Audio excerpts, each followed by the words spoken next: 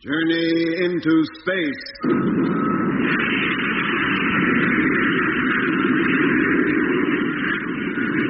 The BBC presents Jet Morgan in Operation Luna. Jet Morgan, Steve Mitchell, Doc Matthews, and Lemmy Barnett are on their way to the moon. Shortly after takeoff, they lost contact with Earth and didn't regain it for 27 hours. Then, nearly 2 days later, a small meteor struck the ship, and Jet Morgan, after putting on his spacesuit, went out through the airlock to inspect the damage. Fortunately, it was slight, but Jet was so awed by the sight of the universe around him that he asked Mitch and Lemmy to join him. Lemmy, impressed by the novelty of being able to walk right round the ship's exterior, wandered to the other side and out of sight of his companions. And then, strange sounds were heard over his radio. Immediately, Lemmy began to call to Jet and Mitch, but they didn't hear him. Then, as something like near panic took hold of Lemmy, the sound stopped, and Jet heard him. I heard it, I'll tell you.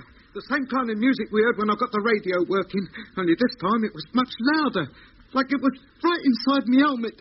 It was uncanny. Lemmy, if there had been any music, it must have been coming through your radio, and we'd have heard it too. But there was, I'll tell you. I was calling you when it first came on, but you didn't hear me till it stopped. Lemmy, lie on your bunk. You don't believe me, do you?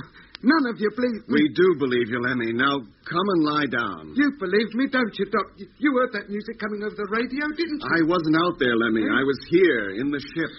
What's happening to him, Mitch? What do you think's happening to him? I told you, he's unstable. A psychological misfit. Oh, you're not going to bring that up again. If Lemmy says he heard a strange noise, he heard it. Then why didn't I hear it? Why didn't you or Doc? Doc wasn't outside. How could he? He was listening to us, wasn't he, on the ship's receiver? That and our personal radios all work on identical frequencies. If there'd been anything to hear, at least one of us would have heard it. He must have imagined it. Be careful what you're implying, Mitch. What other explanation is there? How should I know? Anything could happen out here, anything. Radios could play tricks. The ship's, Lemmy's, anybody's. Maybe there's some kind of radio wave we know nothing about that can only be heard out here in space. Piffle. Oh, trouble with you, Mitch, is you won't believe in anything that can't be proved. All right, now break it up, you two. Lemmy's upset enough without you discussing him like he was a mental case. Yes, Doc, you're right. Trouble with this ship is room's so limited you can hardly keep your thoughts to yourself. Room or no room, Lemmy has still got to be discussed. What do you think about this, Doc? I don't know what to think, Jet. At first, I was inclined to agree with Mitch. Say Lemmy's imagining things. And who could blame a man for that out here? But Lemmy's not that type. Besides, he says the sound was the same as we all heard just before we contacted base, remember? Yes, almost like music. Atmospheric. What, on this equipment? It wasn't atmospherics, Mitch. That radio picked up something, no doubt about that. It was too strong, too pure to be atmospherics. You mean it might have been transmitted? Could have been. You'll be saying it came from the moon next. Well, why not? There's no life on the moon. How do you know? Have you been there? Oh, for heaven's sake, Jet, what's got into you? Any elementary textbook on astronomy will prove there's no life on the moon. Will it also tell you what lies on the other side of the moon? Well, of course not. No man has ever seen it. But how can it be any different from this side? It must be much the same. But you can't prove it, Mitch. And you can't explain the behavior of the radio. Being out of action for so long, then picking up those weird sounds just before control came through. Are you two trying to say that there's life, civilizations maybe, on other planets, even on the moon? We're not saying there is or there isn't. But you can't rule out the possibility. I can. I'll believe it when and if I see it. Until then, I'll be guided by the known facts. That life on any planet other than Earth is most unlikely. Why should the Earth be singled out? Why should such an infinitesimally small part of the universe be unique? For the same reason that you are unique. You're 5'9" tall, weigh 180 pounds, have grey eyes, and were born on the day you were, at the hour you were. You, everything about you, is a lucky combination of circumstances. No, I can't agree. Whether you agree or not is beside the point. The question in hand at the moment is Lemmy. What are we going to do about him? What can we do? Oh, I can hear you. Well, for a start, we'll have to make a rule that he doesn't go outside the ship again. Well, there'll be no need for anyone to go outside again. The chances of another meteor hitting us are 1,000,000 to 1 against. I don't mean while we're still coasting. I mean from now on, even after we've touched down on the moon. What? You mean you'd let him go all that way and then deny him the right even to step outside? Yes. Unless I can be 100% sure we won't get a repeat performance of what happened half an hour ago. I won't do it to him. Neither will I. But I tell you, Lemmy's unstable. I can still hear you. Anything might happen to him. He'll be seeing moon men next, with one eye in the middle of their foreheads. Look, Mitch, you're being unreasonable. More than unreasonable. I just want to be sure that nothing wrecks this project. That's more important to you than anything. Or anyone, isn't it? You're darn right it is. Sorry, Mitch, but Lemmy carries on as was arranged. What happened outside is going to make no difference. All right. I'll consider myself overruled. If I listen to you too much longer, I'll think you've all gone crazy. Let's hope I never have to say I told you so. You won't. I'll guarantee it. 22nd October, 1965. It is now 3 Earth days, 7 hours, and 6 minutes since takeoff. The ship has now settled down to a regular routine. Lemmy seems to have fully recovered from whatever it was that scared him outside the ship, and now nobody even mentions it, though it's obviously preying on the minds of us all. Radio contact with Earth is clear and suffers from no interruption. There isn't much to do now. Every man takes his watch. Lemmy plays his mouth organ, Mitch studies his tables, Jet reads his book, and I keep this diary. Our speed is now very slow, not more than 50 miles an hour, and dropping every second. Soon the most exciting, the most dangerous part of our journey will be on us. Lemmy. Yes, Jet? Stop that racket and listen, will you? Yes, Jet. Everybody listen. We've now passed neutral gravitational point. The Earth no longer affects us. The moon has taken over and is pulling us down towards its surface. It's only 23,000 miles away now, and the time has come to turn the ship over. Switch on the stern televiewer, Lemmy. Let's take a look at the Earth. Televiewer, stern view, on. Hey, is that the Earth? That little thing? I hardly call it little, Doc. It fills the whole screen. Stand by. Okay, Mitch? Okay, Jet. Doc? Yeah, okay. Lemmy? Okay. Number 1 gyro. Number 1, contact.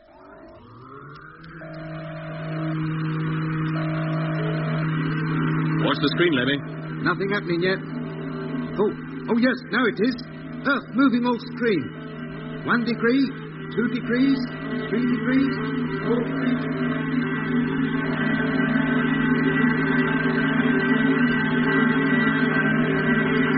Any sign yet, Lemmy?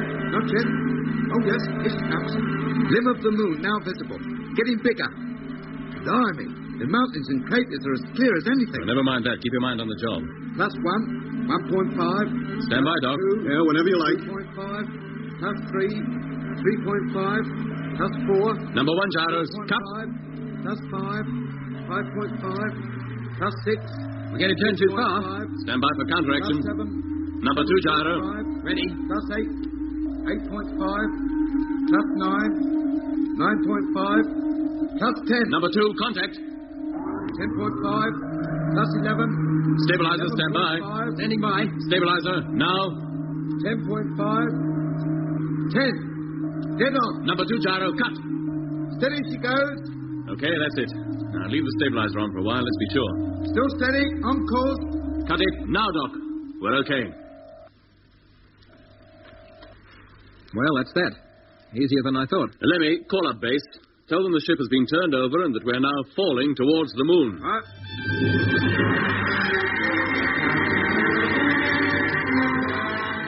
How far now, Jet? 1,000 miles. Getting close? Yes, very close, Mitch. Now, it's about time we began preparing for landing. Everybody onto your couches and strap yourselves in. Sure thing, Jet. We're still dead on course. If there is a man on the moon, he's going to get a very big surprise soon. Landing area, spot on. Let's hope we don't hit her too hard. Yep, safety straps fastened. Me too. Safety straps okay. Then position your control panels. Number 1 panel in position. Number 2. Number 3. 4, okay. Mitch, stabilizer. Stabilizer ready. Contact. Lemmy, course. Spot on. Doc, height. 930 miles. Shock absorbers ready. Yes, Jet. Let's hope they stand the concussion. They will. Contact. 910 miles. Still some way to fall yet. Let's all relax. Gravity conditions will return as soon as the motor is cut in. Don't let the shock take you by surprise. 900. Blimey, and it's jagged. We got to land on that one. No, Lemmy, they're the mountains that surround the bay. Where we're landing is much smoother. Better be. Height, 895. Landing area, still spot on. 890. Nearly there. Hope somebody's got the kettle on down there. I could just do with a cup. Here, what's that? What's what? Quiet, Lemmy. 880. But, What is it, Lemmy? 875. Nothing, Jet. It's the excitement. Lemmy, what's wrong? Nothing, I'll tell you. Take that note. 870. Stand by. I'm going to cut in the motor. Landing area spot on. Lemmy, pull yourself together. 865. 860. 855. 850. Contact!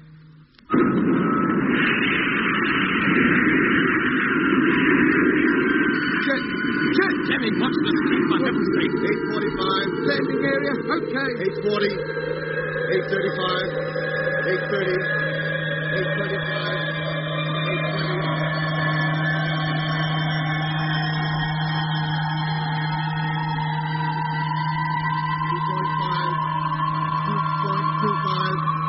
2 miles. We're nearly there. Here she comes. This is it. Hold tight.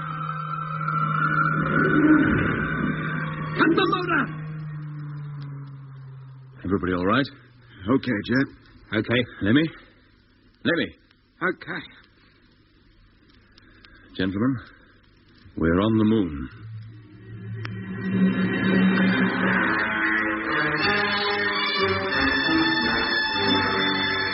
Didn't you hear what Jet said? We just landed on the moon. Doc, Lemmy. I heard him. Yeah, so did I. Doesn't that mean anything to you? Well, the way you're carrying on, he might have just announced your death sentence. Maybe he has. What's up, Doc? And Lemmy, what's worrying you? Nothing. Now out with it, Lemmy. You didn't hear that music again, did you? Leave me alone. Will you keep getting at me all the time? You did hear it, or at least you think you did. Am I right? Am I? Leave him alone, Mitch. In a minute you'll be saying you heard that darn music, too. I'm not so sure that I didn't. What? You, Doc? I can't explain it, but just before the motor was switched on, I began to feel very strange. A sense of foreboding. With landing only a few minutes away, how else would you feel? No, it wasn't that. I didn't exactly hear anything, but... I know. You just felt it. Yes. Yes, that's the only way I can explain it. Well, now you're both beginning to imagine things. Mitch, it was not imagination. Well, look, let's forget it for now. We've got work to do and little time in which to do it. Now, get up and we'll start. Yes, of course. Did we put our magnetized boots on? No, Lemmy, we won't need those till we return. Now, switch on the main teleview and we'll see what it looks like outside. Televiewer on. Can't see a thing. Rotate the camera, full circle. Camera rotating. Oh, still nothing. If anything, that screen's getting darker. No sign of a picture. The camera's pointing towards the night side of the moon. The sun's hardly rising yet. We can't expect anything on the screen. Not even the stars? Oh, we should see those, I must admit. Let's wait a bit. Wait till she's turned 180 degrees and begins to pick up the day side. Yeah, here she comes. Getting brighter. But still no picture.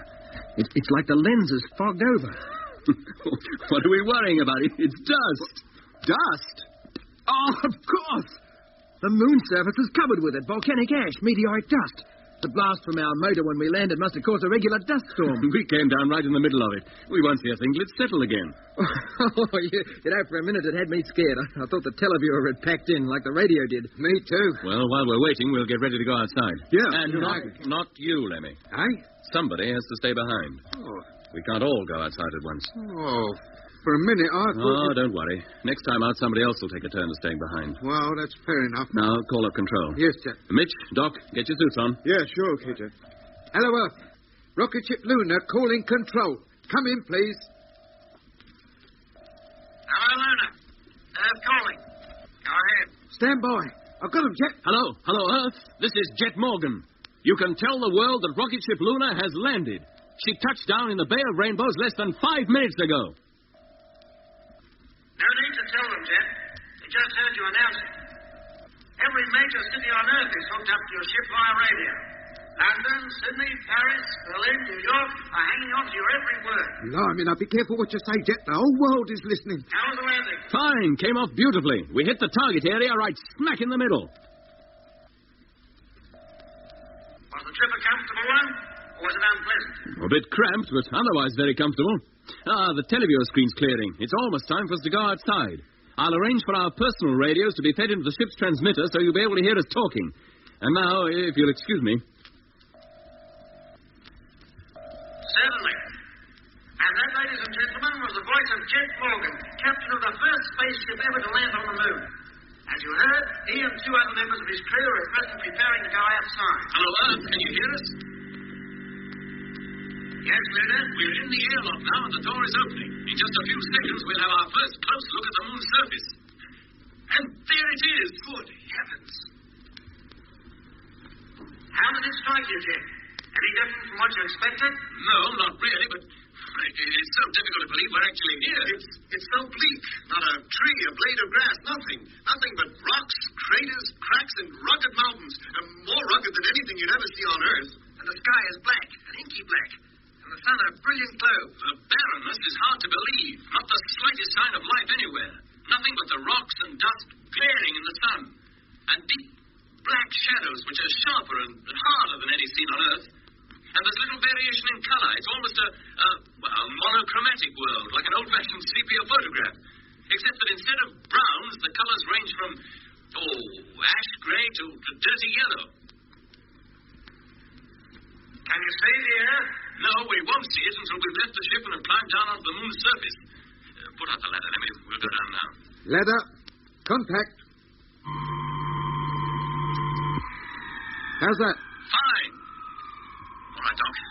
You first. No, Jet. Let Mitch go. Oh, no, Doc, we made a deal, remember? Yeah, I know we did, but I'd like it to be you just the same. But why? Look, without you, there'd be no ship, and none of us would be here. Now, get going before I change my mind again. Thanks, Doc. I won't forget this. Well, here I go. I feel so light and the going's so easy, I want to let go and float down. No, Mitch. Don't take any risks. Take it easy. Well, I made it. How's it feel? Fine, except that I'm ankle deep in dust and, hey, be careful how you walk. The ground's full of cracks and mounds. I don't think there's a really flat spot anywhere. Down you go, Doc. I'll be right behind you. I can see the Earth now, Jet.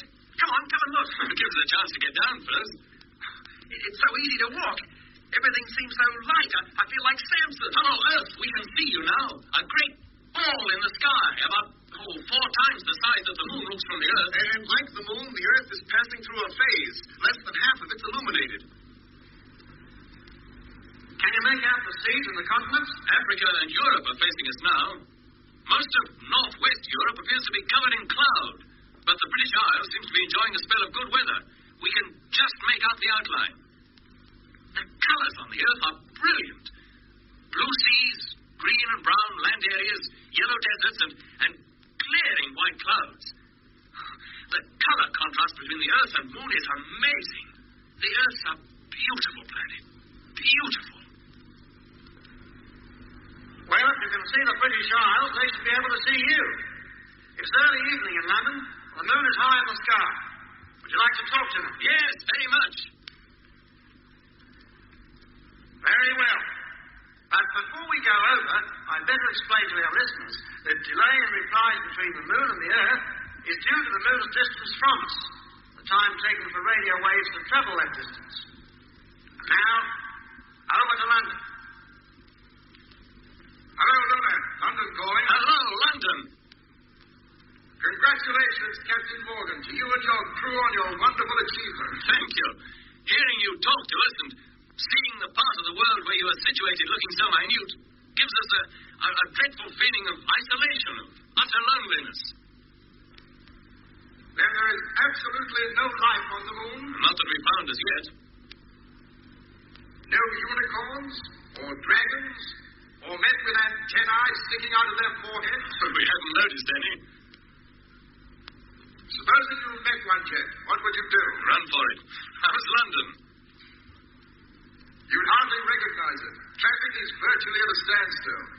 Everybody who's not at home is crowding into radio shops or gathering round the street amplifiers to listen to this broadcast. I never thought we'd stop the roar of London's traffic, not from 250,000 miles distance. Well, you have, Jet. The whole United Kingdom is with you up there, in spirit at least. And hundreds of people would like to be up there in fact, too. The telephone lines are jammed with callers trying to book seats for the next trip. What are the chances of that, Jet? How long before there'll be a regular passenger service to the moon? Well, Mitch is more qualified to answer that question than me. What do you think, Mitch? Oh, not for a long time. We'd have to make the moon habitable first, and it's anything but that right now. Is that the ultimate aim of this trip? To make the moon habitable for human beings? Well, in so much as a spaceway station on the moon will help us reach the other planets, yes. But it will be no more than a stepping-off point to Mars or Venus. Colonization of the moon will be the task of our children or our grandchildren. Thank you, Mr. Mitchell. I hope anybody else who was thinking of telephoning us took that in. Well, we mustn't keep you because we know you have a lot to do. Yes, we have to unload our instruments and our cameras, and that'll take some time. And we can't stay outside too long. Well, before you leave us, would you mind telling us exactly what your work on the moon will entail? We'll be taking lots of photographs of the Earth, the Sun, the sky, and the moon's surface. We'll also explore as much as possible of the terrain, at least to the limit of our visible horizon, which is about 2 miles. Even that is probably more than we can manage in one day. 1 day? Is that all the time you'll be spending up there? 1 lunar day. That's equivalent to 2 weeks back home. We plan to return to Earth just before lunar nightfall. I see. Well, we have lots of messages here for you from all over the world. Can you take them? I'll take them, Jet, while I'm sitting in here. Might be one from Becky. All right, let me go ahead. Disconnect us from the main transmitter, but keep the intercom open. Intercom, over. Test, please. Hello, 1, 2, 3, 4. Okay. And if you see any dragons, give a yell. I'll hear you. I won't be able to help you, but I'll hear you. Hello, Earth. Ready to take your messages. Over. Hello, Luna. Here's the first one, from Downing Street. It reads, to Captain Morgan and crew aboard rocket ship Luna. Your great achievement has inspired us all.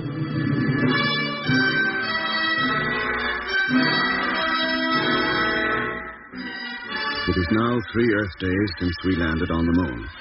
Everything is going well. At the moment, Jet, Mitch, and Lemmy are taking the photographs and digging out specimens of lunar soil to take back home with us. Up to now, we have found no evidence whatsoever that there is, or ever has been, any kind of life on the moon. It is a completely dead world. Time you went back, Mitch, and let Doc come out. Okay, Jet. Lemmy and I will wait here. When he gets out, we'll continue towards the little crater a couple of 100 yards ahead. Right. Periodically, the voices of Mitch, Lemmy, and Jet come over the intercom as they talk to each other through their personal radios. Every word they say is recorded, for the construction of the spacesuits does not permit the wearers to write their observations. Lemmy is in high spirits. A few hours ago, he discovered that the low gravitational pull on this dead world allows him to jump fantastic heights. He cleared a rock formation of at least 20 feet and would have tried higher objects if Jet had not stopped him. The risk of accident is too great for that kind of game. Any damage to his spacesuit, a sudden leak and consequent drop of air pressure could mean almost instantaneous death. Hello, Doc. Mitch calling. Oh, hello, Mitch. Close the door and open up the airlock. I'm coming in. Yeah, hang on a minute. Main door closing.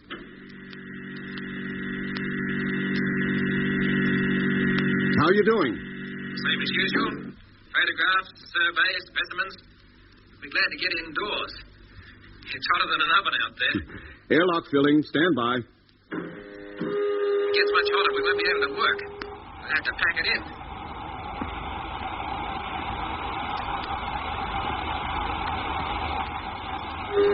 Air pressure maximum. You can remove your helmet now. Thanks, Doc. Hatch opening.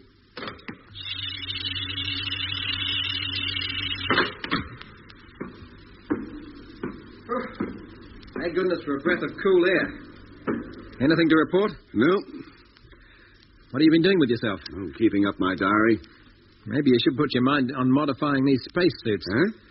Find some way of getting rid of the moisture. I'm ankle deep in perspiration. Nothing much I can do about it now, Mitch. It'll have to wait till we get back home. Well, get down into the torture chamber and I'll let you out. Yeah, okay. Jet and Lemmy are waiting for you 200 yards north of the crater. Think we'll find anything interesting in there? Maybe. Who can tell? With luck, we might find some of that minute plant life they told us to expect. I doubt it. Okay, Mitch. You can close the hatch. I'm all set.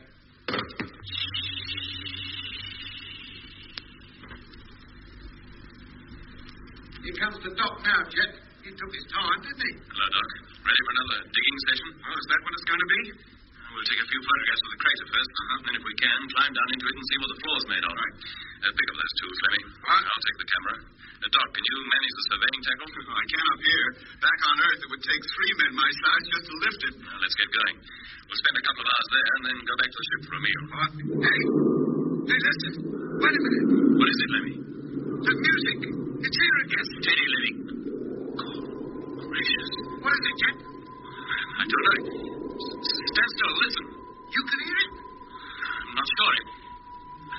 I can't exactly hear it. It's like, well, I don't know how to explain it.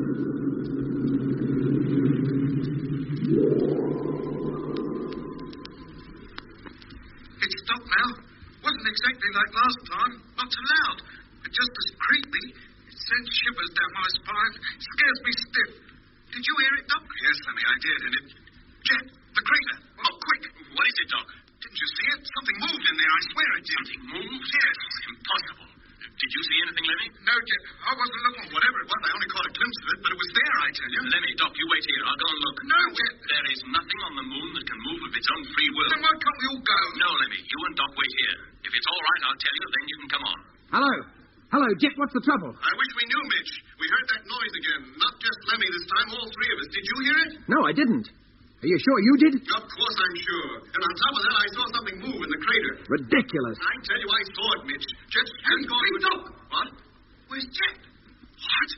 Not a second ago he was standing on that crater's rim. Now he's not. He must have fallen in. Hello, Jet. Jet, Doc calling. Can you hear me? Jet. Yeah. He doesn't answer. Let's get over there. He must have hurt himself. Quick. If he's punctured his suit, he's as good as done for. Now, can you see him, Lemmy? He must be lying somewhere on the crater floor. No, Doc. There's no sign of him. The crater's empty.